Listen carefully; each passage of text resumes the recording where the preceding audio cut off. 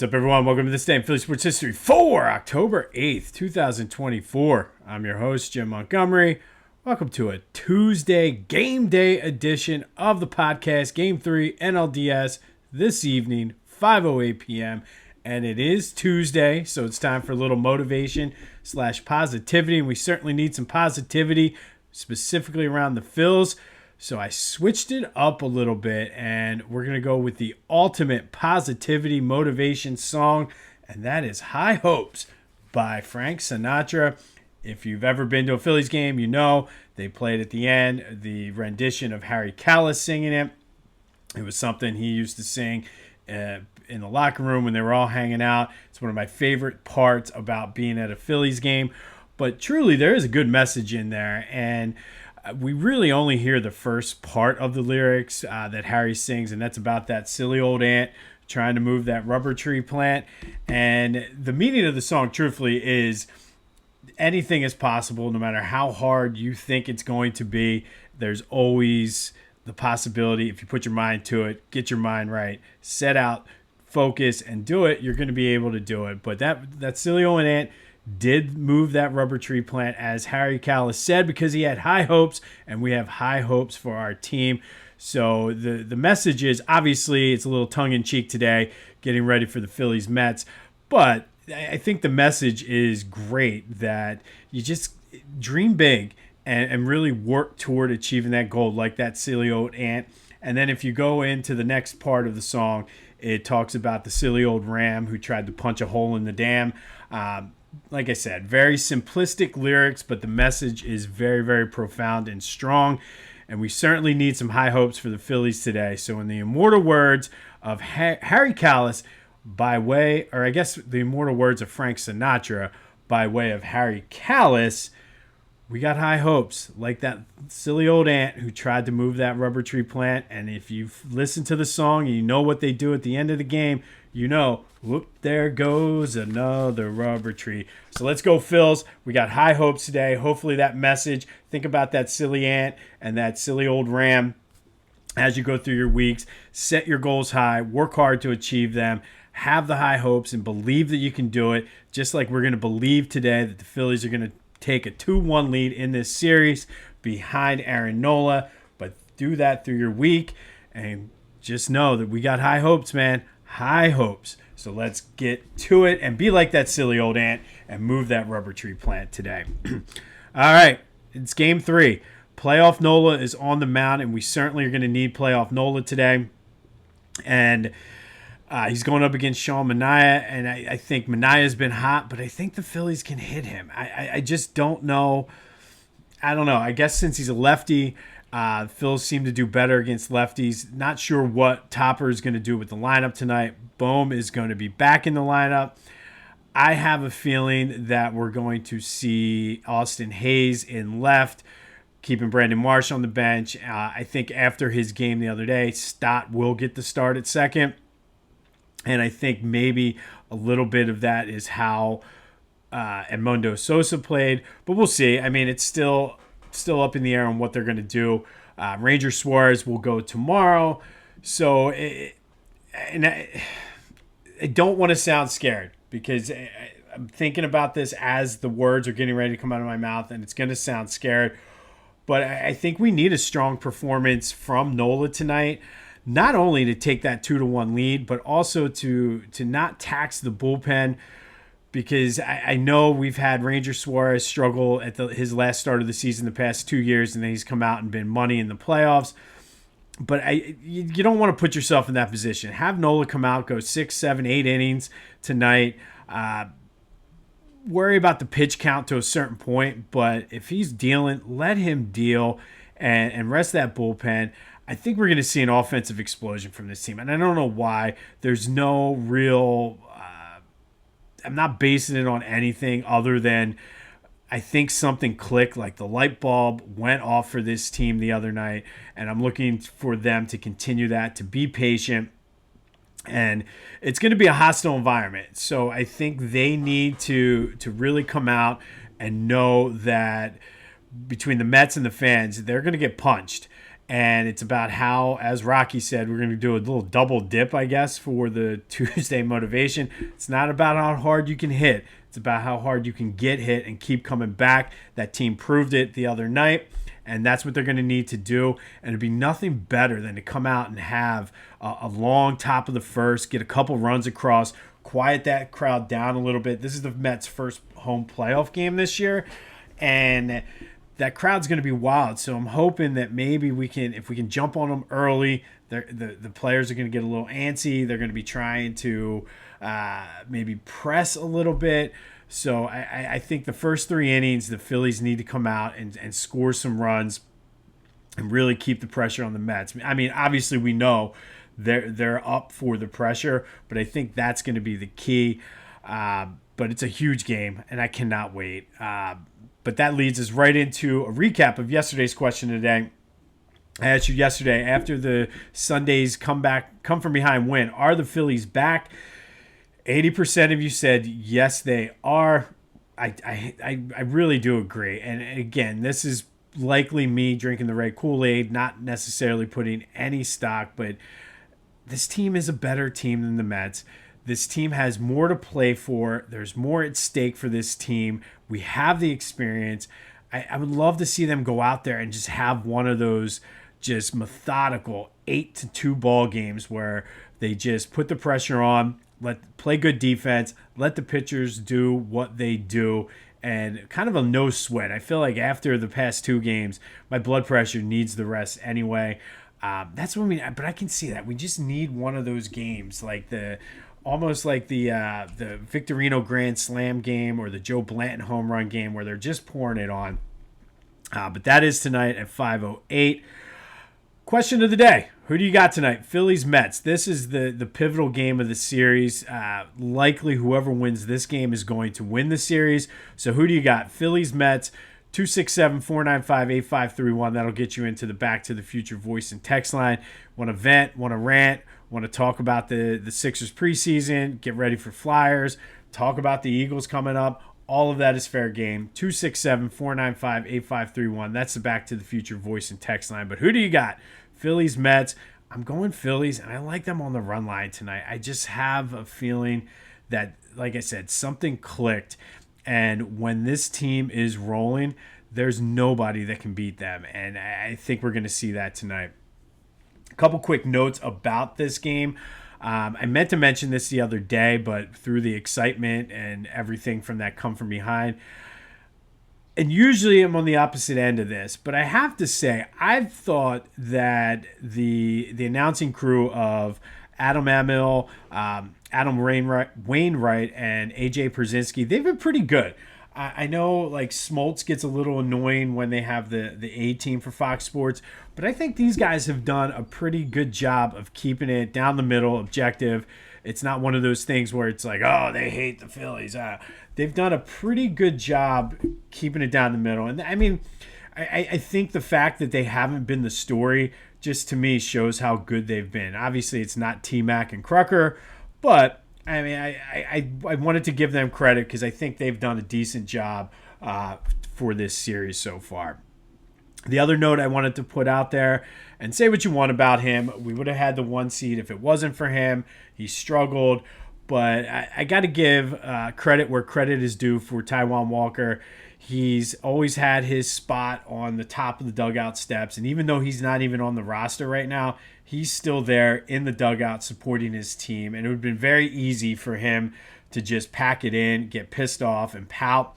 But, I mean, I've seen a couple stories about this, and I think that's a testament to the guy as a teammate and as a person. I mean, yeah, it wasn't easy for him this year. He certainly sucked. I mean, there's no other way to put it. But for him to be out there still supporting his teammates, I think in the spirit of being fair and giving both sides, got to give the guy credit for doing what he can to support his teammates. Shout out to you, Taijuan Walker. I hope I don't see you on the mound. You can stay right there on the top step of the dugout. But in all seriousness, though, I think that's a pretty cool thing for him to come out and support his teammates. Philly Goat has got you covered for your Red October needs.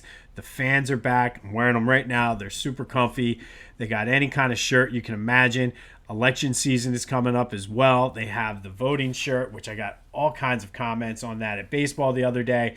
They have the T-Mac Kruk yard signs and everything, which the more I think about it, I've been talking to people. Somebody actually stole my Wu-Tang sign to put in their yard, which is absolutely ridiculous. So if I see it, I'm taking it back. So be on the lookout. But anyway, I digress. Philly, go there. Get your Red October gear. Get geared up because we are going to win this series. We are going to go deep into the playoffs. So now's the time to order. Use the promo code Jim Montgomery to take 10% off your order. That's phillygoat.com. Promo code Jim Montgomery to take 10% off your order. All right. We can officially now, Monday Night Football happened last night. Suffered a half a point loss in my fantasy. A must-win game. My team's now 1-4. I lost by a half a point. But Monday Night Football is over, so it is time to look ahead. The bye week is over. We have the Browns, and currently the Eagles are sitting at a 9-point favorite. The over-under's at 43. The Browns just have not been good. Not been good at all. And, I mean, this should be a get-right spot for the Eagles. A.J. Brown will be back. Devontae likely will be back. Lane will likely be back. So you're going to be pretty much at full strength for this game. And for the offense and the defense, really, this is a get-right spot. We'll get more into this game as the week progresses. But, I mean, coming out of the bye, the next 4 games, you got the Browns, Giants, Bengals, and Jags. And doesn't seem on paper the way things have been going, although the Giants didn't look terrible against the Seahawks this past weekend. The Bengals looked better against the Ravens, but they choked it at the end. And the Jags, you got Dougie P playing for his job. This seems like a manageable stretch of games coming out of the bye to sort of figure some things out, get things right. And like I said, if they put the work in during the bye week, if they come out and lose to the Browns or look unprepared against the Browns, yikes, is all I have to say about that. So we'll have more on this game as we go. Cannot wait to get down there. It's a 1 o'clock game. Don't have too many of them this year. It's the best time as an older man to go down to an Eagles game. Can be home in time, still be in bed early, eat dinner, and you're good to go. Be sure to check out my boys at the Clashing Conferences podcast. 2 new episodes dropping this week for baseball and football. Basketball should be right around the corner as they're gearing up for this season as well. That is available wherever you get your podcasts as well as on YouTube. Good guys over there. A lot of fun. Always have a good time when I hop on with them. Speaking of basketball, Sixers opened up the preseason against the New Zealand Breakers last night. And obviously they won, but some takeaways were that Tyrese Maxey looked incredible in the first quarter. Andre Drummond was chucking up threes, which apparently is something he's been working on and is pretty good at. So that's like one of those random little tidbits that you don't want to see all the time, but know that if it comes down to it, he's going to take an open J if he has it. Jarrett McCain played well, had a great ovation from the crowd last night. Overall, the Sixers shot very well from three-point range, and I think, to me, the biggest takeaway just from the highlights and things that I was seeing is that the pace of play was much faster than what we've seen, and Nick Nurse acknowledged that in the post-game press conference, that they're trying to play fast, get a lot of outlet, fast break points, and I think as athletic as this team is, that's a good way to play, and that really will help some of the jump shooters. And I think from a fast break perspective, as long as it's not Joe out there leading the break, that should help with his health concerns as well. But a good start to the preseason for the Sixers. I don't know. I didn't check the schedule to see if they have another game against a team like that. But I'm pretty sure they play on Friday night as well down at the Wells Fargo Center. Flyers kick off on the puck drops on the season, as the sportscasters like to say, on Friday out in Vancouver. We will do our Flyers season preview on Friday. I will also give you a season-long bet that I've been kind of researching and looking back and forth on, that I bet myself that I really, really like. keep you kind of engaged with the Flyers this season. So stay tuned for that on Friday morning on this day in Philly sports history. All right, today we're going to go back to 1989. And on this day in 1989, Eagles beat the Giants 21-19 at the Vet. It was a defensive battle pretty much from the jump. The Giants suffered their first loss of the season. The Eagles improved to 3-2. But that defense for the Eagles pretty much held Phil Simms in check, sacked him 5 times. He threw an interception, did not pass for a touchdown. Reggie White led the way with 2 of those sacks.